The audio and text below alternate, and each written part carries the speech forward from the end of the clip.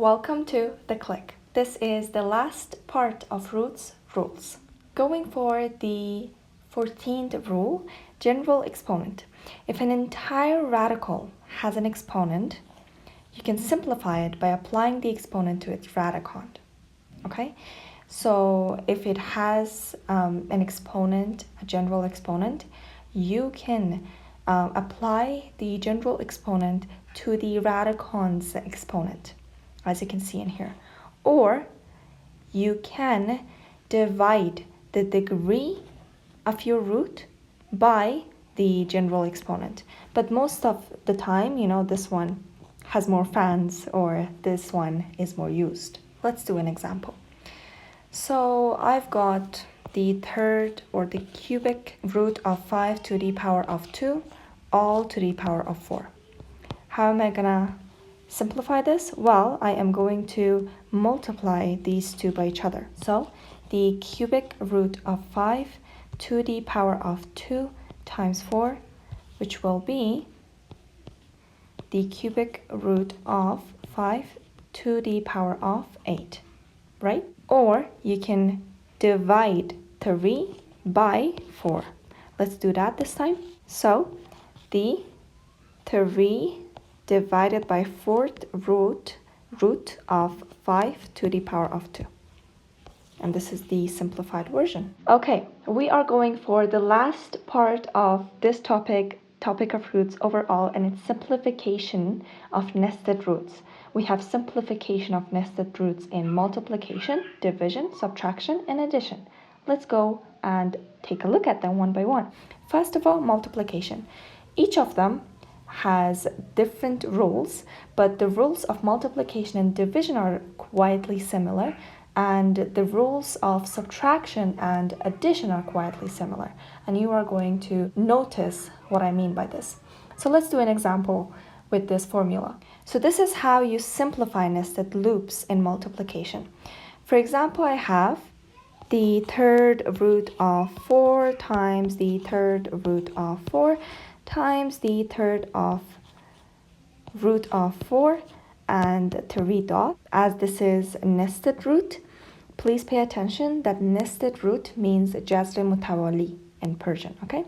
Okay, as you can see in here, I need to subtract 1 by my degree of the root, okay? So it's going to be 3 minus 1, which is the degree of the root of 4.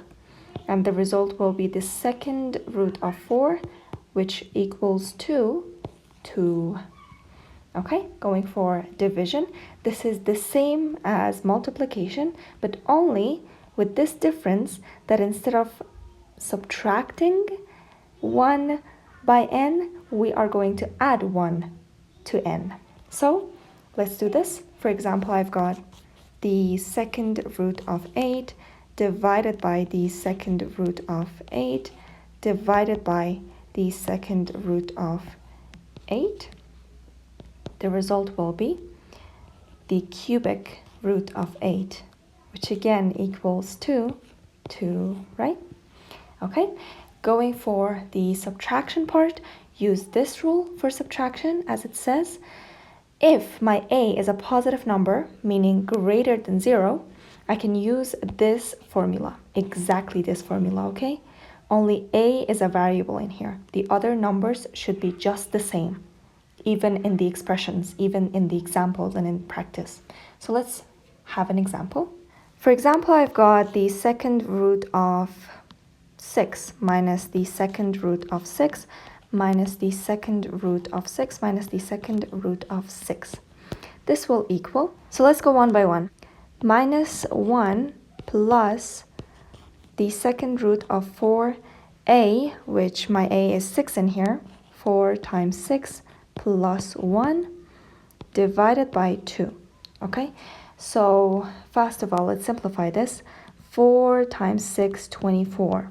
24 plus 1, 25. The second root of 25 will be 5. And minus, it is going to be minus 1 plus 25, which will be 4, right? So overall, my number will be 4. And in here, as the denominator, I have 2. We are going all the way to here. So it's going to be 4 divided by 2. And the result is 2. Okay, going for the last one, addition. Addition's formula for simplifying nested loops is just the same as subtraction, but only with one small difference. In subtraction's formula, we have 1 minus before 1 in here, but in here, we don't have it, meaning that the sign of 1 will be positive, okay? So let's have an example. I've got the second root of 12 plus the second root of 12 plus the second root of 12.